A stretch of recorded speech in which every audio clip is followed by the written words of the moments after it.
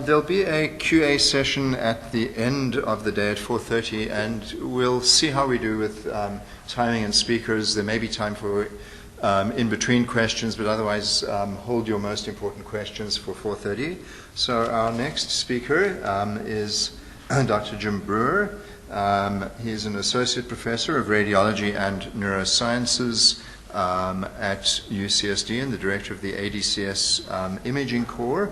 And with the word imaging in his little intro, that is indeed what he's going to talk about. He's going to give us some thoughts about how to include and when to include imaging in the clinical workflow and evaluation for cognitive impairment.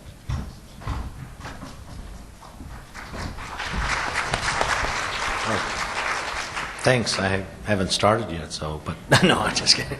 So thanks, Doug. I really appreciate that. And in fact, I'm a neurologist, trained in neurology, but my primary appointment is in radiology, and then I also cover a hospital and clinics in UCSD. So I'm kind of a mole inside of the radiology department to say what the referring physicians really are seeking from radiology, because as you'll see in a couple of my examples, a lot of times radiology doesn't provide us with everything that we need, and we have to open up the images themselves to look at them. Okay, there they are. So as Dr. Corey Bloom mentioned, a lot of times you're going to be looking at the MRI or the CT to look at whether there are telltale signs of atrophy there, and a lot of times the radiologist won't mention anything like that in the scans and their reports. Or if they do, a lot of times they're not quite accurate.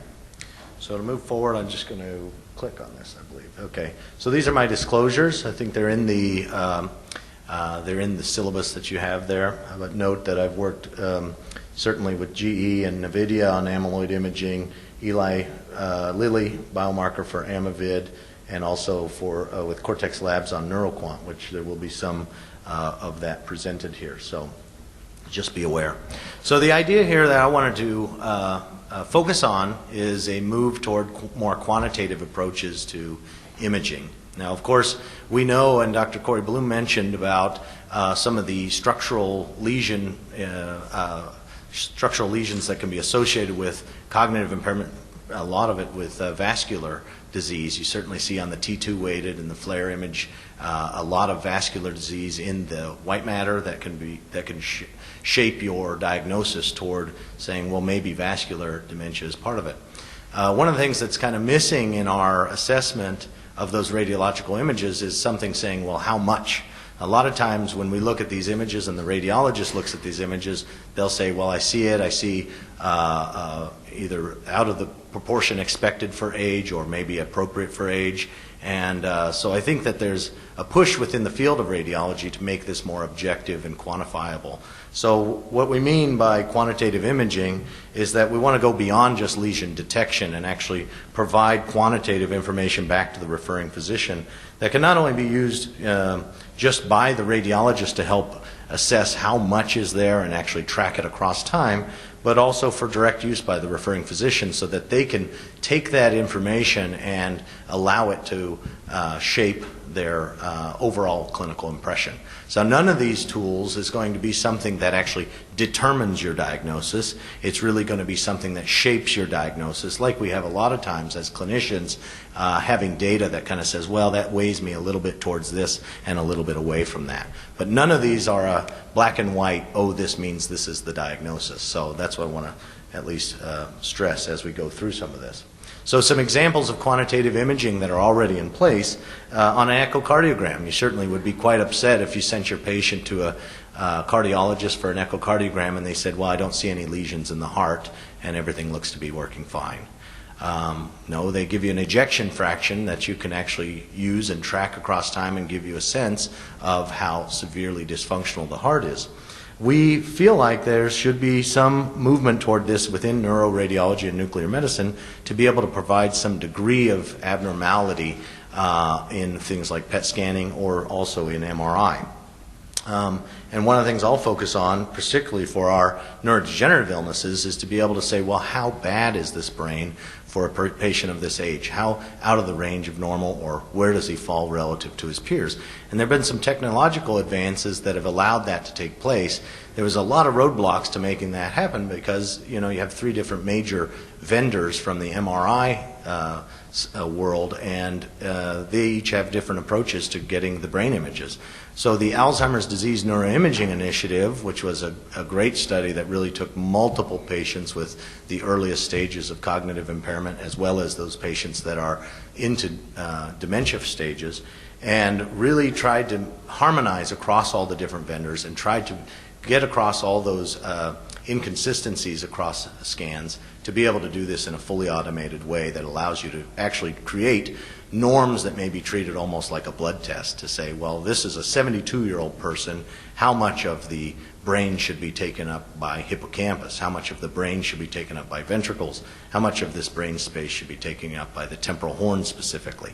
So these are some things that are kind of on the horizon, but actually taking up, getting more and more clinical traction. And as Dr. Corey Bloom mentioned, they are clinically in use at our center and some local centers, and also many centers across the nation. In fact, Cleveland Clinic, Hopkins, and Mayo Clinic, and probably about 100 sites across the nation. So, I'm going to be talking a little bit about quantitative imaging, and there have probably been about 40,000 patients across the nation that have had this study done. So I'll show you about that.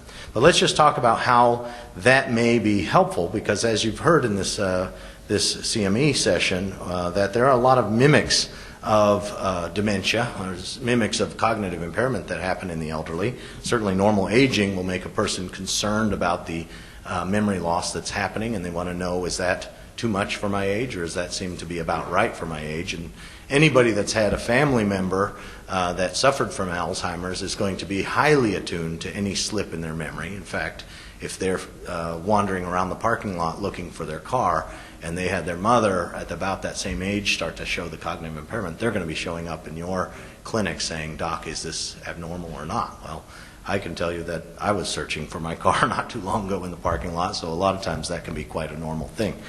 But also then you can go even further and say, well, look, I've not only seen that you've got some complaints of memory problem, but in fact you objectively measure it and find indeed they do have a memory problem. Even then it doesn't mean that it's neurodegenerative. And so again, some of these causes of true memory impairment in the aging would be things like medications, alcohol use, depression, anxiety, sleep problems certainly is something you're going to hear about in a bit. And then also some neurodegenerative etiology, sometimes Alzheimer's disease, but other times neurodegenerative illnesses that are not Alzheimer's disease. One of the important branch points here is that these mimics that are often quite treatable are actually show minimal brain atrophy with them, and so this may be a help for us to kind of make us rethink when about ruling out some of these things when we previously were going to attribute it to Alzheimer's disease. You might look at these things and say, well, let me look a little harder at this person's sleep history or this person's medication history and see what might be causing this memory impairment that they're suffering from. On the other side, there certainly are the neurodegenerative illnesses, and there's, as you heard from Dr. Corey Bloom, it's not just Alzheimer's disease that causes atrophy, and in fact not just Alzheimer's disease that causes atrophy of the hippocampus. So, but being able to make that initial branch point between a neurodegenerative etiology and a non-neurodegenerative etiology, we feel that imaging may help. And so let's take a look at some of the things we can see here. As you saw with some of the examples of Dr. Corey Bloom here, if a radiologist were looking at this scan, this coronal T1 scan of the brain, they would say, oh, something is wrong in this brain. So even though there's no tumor, stroke, or bleed, which are usually the discrete lesions that the radiologist will focus on, in a case of this severity and this degree of asymmetry, they will say something is wrong with this left side of the brain, the right side of the image, because this is severely cortically thinned in this temporal lobe, expansion of the temporal horn, loss of hippocampal volume, relative to the left side of the image, the right side of the brain. So I always use that as an example to say, indeed, radiologists will pick up neurodegeneration, but typically only when it's quite severe, and typically only when they have one side to compare next to the other. So what about 5 years prior to this time? I think that they would probably may not have picked that up and may not have mentioned it in their report. And I would argue that even with this degree of severe volume loss, if this were symmetric, a lot of times the radiologist will miss it. So we've known for a very long time, Cliff Jack was a pioneer of this work of showing that the hippocampal volume is something that is a very powerful marker of neurodegeneration, particularly in Alzheimer's disease. What you see here on the left side is a control patient of the age matched to the one on the right with a normal hippocampal volume and a normal cognitive profile. And on the right side is a patient who was shown to have Alzheimer's disease. And you can see, if you were to take the time to hand draw the hippocampus on each slice of this series, you would be able to show, wow, this is an extremely different size of the hippocampus on each side. The problem is that in clinical practice, there was nobody going to be sitting in the reading room just drawing out hippocampi on each slice that comes through. So what we needed, and this has more recently been developed, are fully automated approaches to segment the hippocampus, segment the entire brain into its component structures. And so you see on the left side a normal, healthy, yellow, big hippocampus with very small temporal horns, or no ex vacuo dilatation of the temporal horns. And on the right side, a very small hippocampus in the yellow structure with more ex vacuo dilatation of the temporal horn. Now, we as humans, we look at this thing and we look at slice by slice and we try to sum it up in our head. But in fact, the computer can do this in a very powerful way to give us actual volumes of each structure. And since you can do it in a fully automated way, you can actually make normative ranges for each age and correct it for intracranial volume. So that's kind of then the change that's taken place with ADNI. One of the things you certainly learn when trying to do accurate MR volumetrics is that MRI brings out the images in a way that looks good to your eye, but in fact, if you carefully look at the images and try to quantify things, the raw images coming off the scanner are actually distorted. That's just because of the way that these images are processed by the MR machine and the signal. It makes distortions that would really hamper accurate volumetrics. So any tool that needs to accurately measure things very precisely will have to correct for that. On the left side is a 3D volume of the head being reconstructed. It's actually my head with he's looking like an alien here because the different areas of the magnetic field will be distorted in different ways.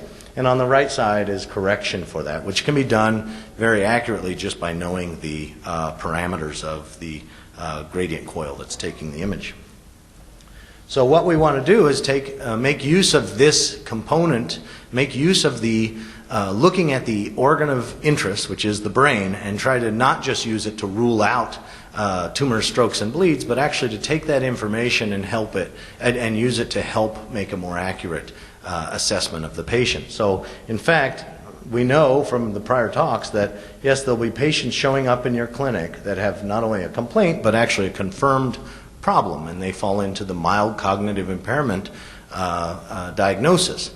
We would argue that not just taking that clinical picture and just ruling out tumor or structural lesions, you should actually look at the imaging and see if that imaging phenotype really looks like a neurodegenerative one, because we have oodles of data that would say if this brain in this underlying this cognitive impairment looks degenerative in nature, then you have a much more likelihood of going on to a neurodegenerative etiology and actually a progression of that impairment.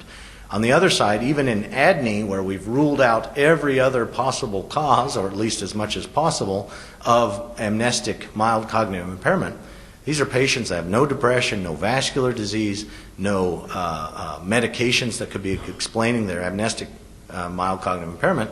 You can look in those brains and find some that look very, very healthy for their age. And if you follow those folks over time, you find, in fact, that they don't clinically decline like their similar cohort.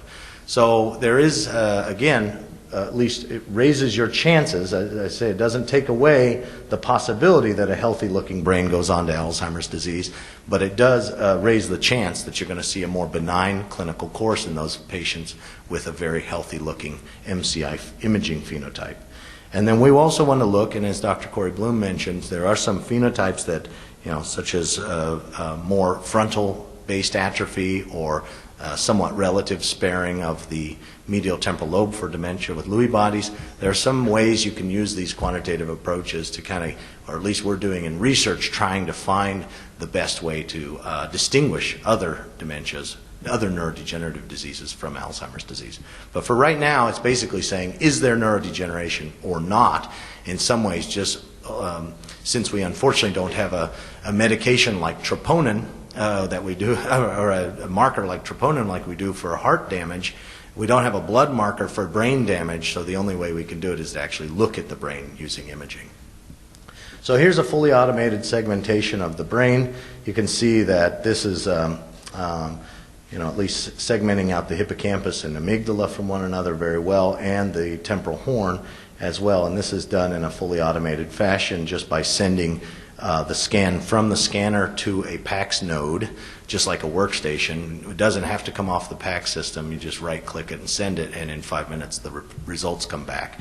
And so I think this was an exciting advance that we put into clinical practice. The fact that you can then get these images for many, many healthy, characterized individuals from clinical studies means that then you can take these numbers and put them into a normative database and develop age and sex-adjusted normative values. For things, important structures like Dr. Corey Bloom mentioned, particularly for neurodegenerative illnesses that affect the hippocampus and then resultant expansion of the temporal horn and also expansion of lateral ventricles.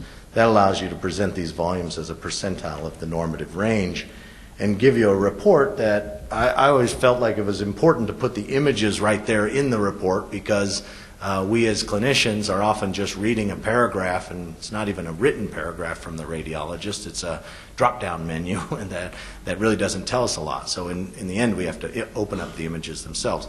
So we definitely wanted to put a report together that would show what we're talking about here. And so this coronal section certainly shows that this patient has a very small hippocampus and a large temporal horn, as noted here within the normative ranges. So here's the white area is the normative range for a 72-year-old, and this person falls well beyond 2 standard deviations from the mean.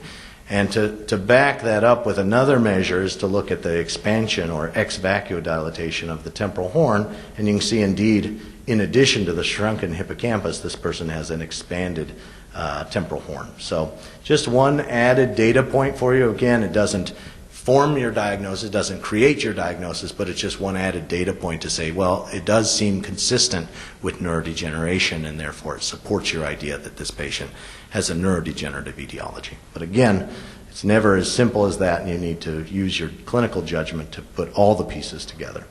So in this case, as I mentioned, the neurologist would order this. This goes to radiology scheduling. The clinician or the radiologist needs to run a 3D protocol. This can't be done just on 2D images. It's got to be done using ADNI parameters, which are available in all scanners. Just allows you to get a 3-dimensional acquisition that's high gray-white contrast. And then that can be automatically segmented, and the reports can go back to the neurologist. So just to give you a couple of examples from true clinical practice at UCSD, I could probably get one of these every week, or probably 4 of these every week, from these examples of where the radiologist really was not paying any attention to our disease of interest, which is Alzheimer's disease. In fact, if you were to ask your radiologist, how many times have you looked at an image and said, boy, that looks like an Alzheimer's patient's brain? They essentially will never say that in the report that this looks kind of Alzheimer's-like. But in fact, if you've looked at a lot of Alzheimer's brains, there are very clear features here, and you can see them here in this patient for sure in severity. The entorhinal cortex right next to the hippocampus is extremely paper thin in this individual, extremely thin entorhinal cortex, and the hippocampus is essentially gone. I'll show you some other slices where it's just there is still some hippocampus, but it's basically pea-sized, okay? So what did the radiologist note on this scan for a patient coming in with memory impairment? They say, well, and you're very familiar with these reads, I'm sure. There's diffuse brain atrophy, however, this may be within normal limits for age. Ventricles are normal in size and position. Cerebral hemisphere, deep nuclei, brainstem, and cerebellum are unremarkable. No blood products, acute infarct or mass lesion, normal flow voids. And then just to show that they were looking at this scan and not just doing a drop down of a normal thing. And he said, well, you said bilateral cataract surgery, and there's no snot in the sinuses. So, that's basically what you get back, and what a waste of a $500 scan to get only that information when in fact there's a lot more in there. So we just argued to let's get more information about that, and in fact you can look at the quantification of this and see that indeed this person's hippocampus is tremendously small. I mean, very small. Even though this is an 89-year-old patient, this is essentially no hippocampus left. So if he's got memory impairment, I think I know the reason why he doesn't have a hippocampus left. So this shows you his volumes for each of these structures, very large lateral ventricle and really large temporal horns and very small hippocampus. You have to correct for intracranial volume, so it gives you as a percentage of the intracranial volume, and then gives you a normative percentile where that person falls. So even though they are 89, that is still extremely small, even for an 89-year-old, and the temporal horns are probably 5 standard deviations out of the range for a 89-year-old patient. To give you a quick example, this is just a very general assessment of that thing. It's really in the clinician's hands to make the diagnosis of the neurodegenerative disease, but you basically say, well, this guy's hippocampus is small, his temporal horn is big, as noted in our normative ranges. Here's another one you can see, very, very small hippocampus. It's essentially gone for this patient. You do note a little bit of white matter changes, but certainly the hippocampus is extremely small and the entorhinal cortex is very thinned. And again, even though this patient was referred for an Alzheimer's disease, they wanted a volumetric. It's again a drop-down menu. Brain volume is normal for age. Ventricles are normal in size and position. Cerebral hemispheres, deep nuclei, brainstem, and cerebellum are normally formed.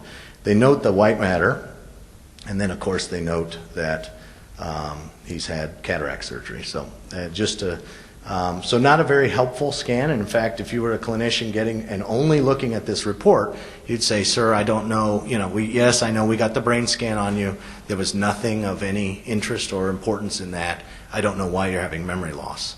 So in fact, the answer to why this guy's having memory loss is right there in the images, and that can be helped at least by quantification, we feel.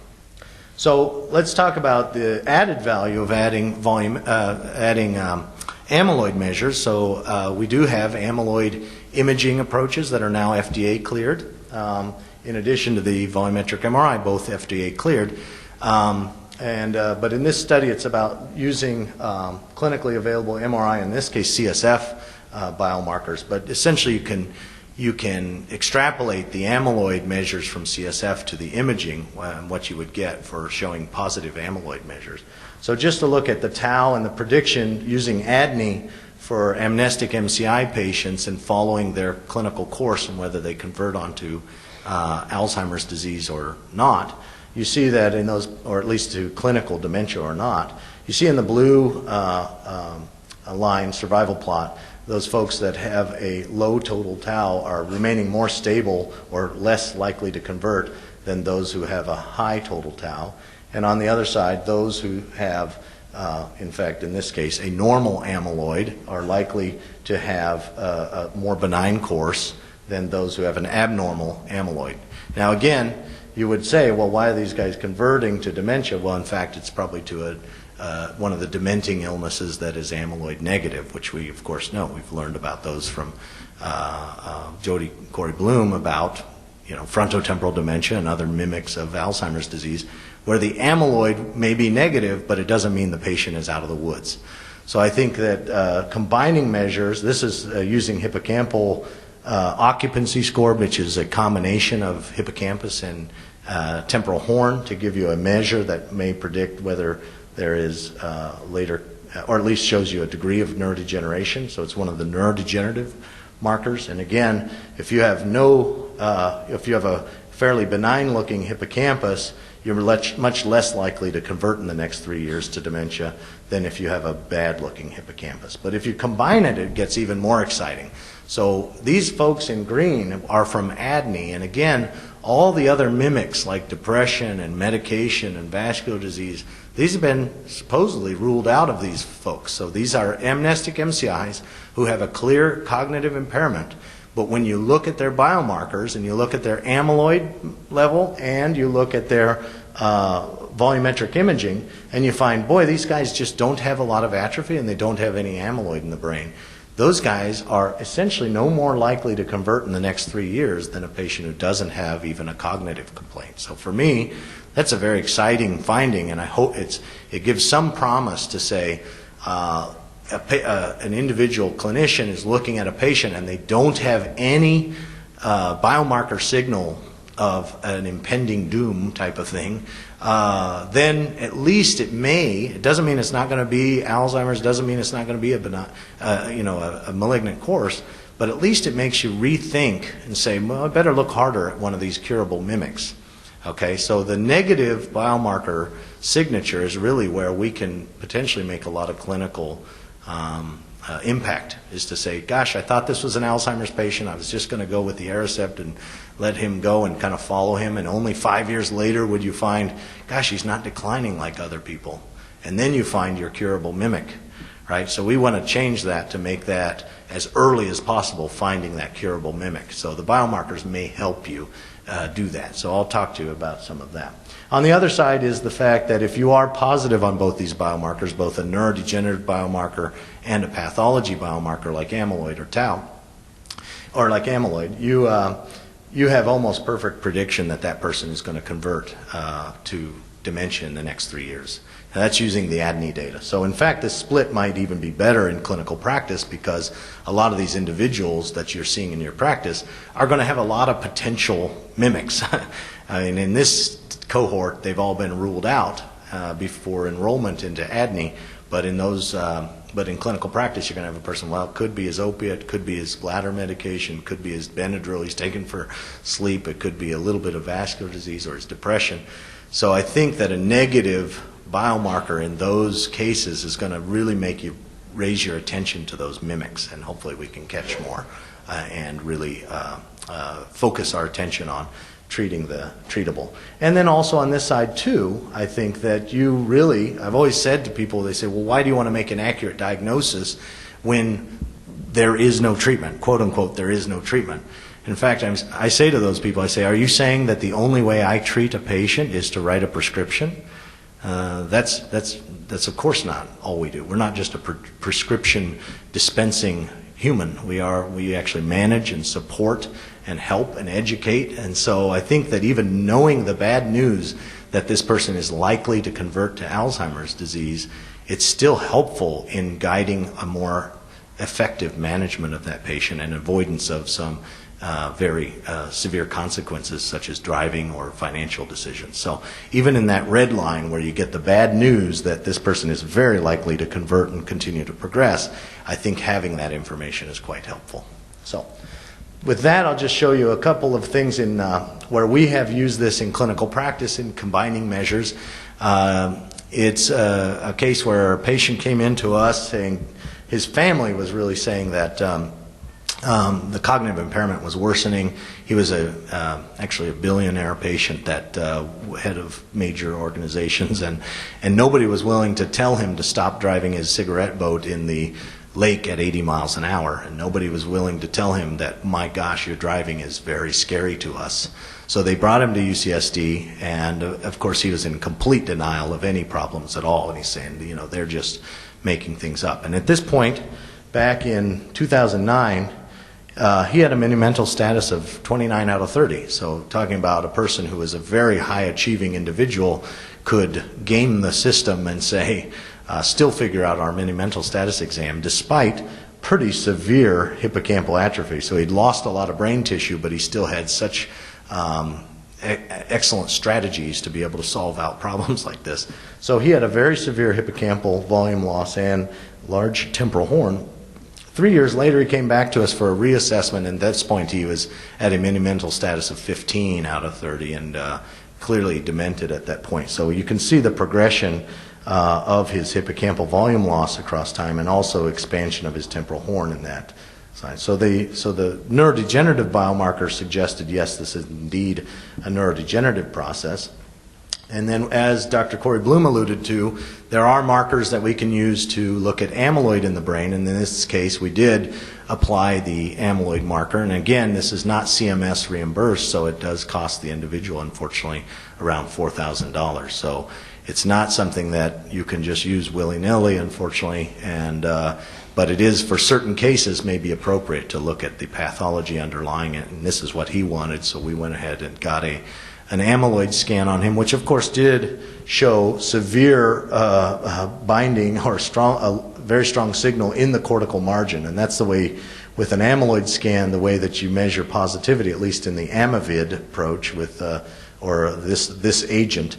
There's a lot of white matter binding even in the normal case, so what you're really looking for is whether this binding goes all the way out to the end of the cortex. And you can see in this individual the darkness, or the ligand binding, is all the way out to the cortex. So this is a positive scan, but we also use quantitative approaches to assess, to fuse that with the MRI and actually quantify in each of the brain regions how much abnormal binding there is. And again, relating it to a normative range to say, if it's out of the range of normal, color it red. If for that region it's within the range of normal, leave it white. And in fact, you could see very clearly just by glancing at this that this is a very positive scan. And in fact, so luckily, part of the Alzheimer's Disease Cooperative Study Imaging Corps, I have a lot of access to these measures, and so I did apply it to about 30 or 25 cases or so, for 24 cases. And before I applied it, I said, I clinically read those scans, and I found that 2 of those patients in our Alzheimer's trial were amyloid negative just by clinically reading the Amyvid scan. And in fact, when I just opened the thumbnail, a list of these amyloid reports where the red shows abnormality, I could just in the thumbnail of the folder could tell which 2 were actually negative patients. So I think that just kind of attests to the potential power of amyloid imaging as a marker. So I think you can see that, the left upper one here and this middle one in the bottom thing. So finally, and I'm definitely wrapping up here, but just this is a case of a quantitative imaging approach to take a patient from ADNI who was MCI and it was but progressed to dementia even though it was amyloid negative. So what I did is I grabbed those baseline and follow-up scans and I quantified where in the brain the changes are taking place, and I colored in blue the areas of thinning. And so even without any clinical history, other than just saying, hey, this guy is an MCI who converted but had a negative amyloid scan, I think you can see the changes are very suggestive of frontotemporal dementia in this patient. And so we don't know, we don't have pathology confirmation, but boy, the changes are very suggestive of that location. And if you were to look at the scan, I don't think you would have said this is knife edge atrophy. You probably wouldn't have been able to make that call just by using qualitative assessment. And his measures, of course, showed severe atrophy, including in the hippocampus. So with that, it kind of suggests that I think this algorithm kind of tells you, if I got a patient with cognitive complaint, I'm not going to touch them with biomarkers unless I can really confirm there's a problem to work up, right? I think you can only do harm by saying, well, this guy's worried. Maybe, I don't see anything wrong with him, but let's do some biomarkers because maybe it'll make him feel better if it's negative. Well, I think you're really rolling the dice with that individual by saying, let me help reassure him by doing biomarkers. So I say, you have plenty to reassure this individual by saying, as a clinician, I don't find anything wrong with you, so I wouldn't touch them with biomarkers. If you do confirm a problem, then I'd say you are free to kind of work up what is the cause of that problem. And one of the things in that assessment is going to be doing imaging, certainly for ruling out structural imaging. But I would argue that you also want to look at those images yourself and really try to get a sense of whether there's neurodegeneration in those brains, because that may help you say, well, it's not only a cognitive complaint, but it's also a cognitive problem, and indeed it looks neurodegenerative in nature. And that helps kind of protect you against applying, at least at that point it kind of tells you, and again, nothing in medicine is as simple as a decision tree, but at least to put this in a framework you can think about, is if they don't have any neurodegeneration, it's something to at least make you think. It still doesn't mean it's not Alzheimer's disease, but at least makes you think, hey, maybe I really better raise my attention to these non-neurodegenerative mimics. And I hope that that helps us, catch more of those and actually treat those individuals who are not neurodegenerative in nature. If you were to apply amyloid imaging in this case, you might be misled because they might just be incidentally positive on amyloid, and you say, oh, well, then it's Alzheimer's disease, when in fact the person still could have, a sleep apnea or other problems that are curable mimics. So I wouldn't, at least in this framework, and this is again, pushing the edge, it's not something that's set down in stone about a clinical practice guideline, but to basically say, well, maybe you should only further work up with the pathological biomarker those individuals who clearly seem to be not only having a complaint, but a true cognitive problem and suggestion of neurodegeneration. It's a thought we can talk about more, but I'm running over, so I'm just going to wrap up there, and thank you very much. We just feel like there's power in looking at these images, and I think we should be able to squeeze more out of them and help us in shaping our diagnosis. Thanks very much.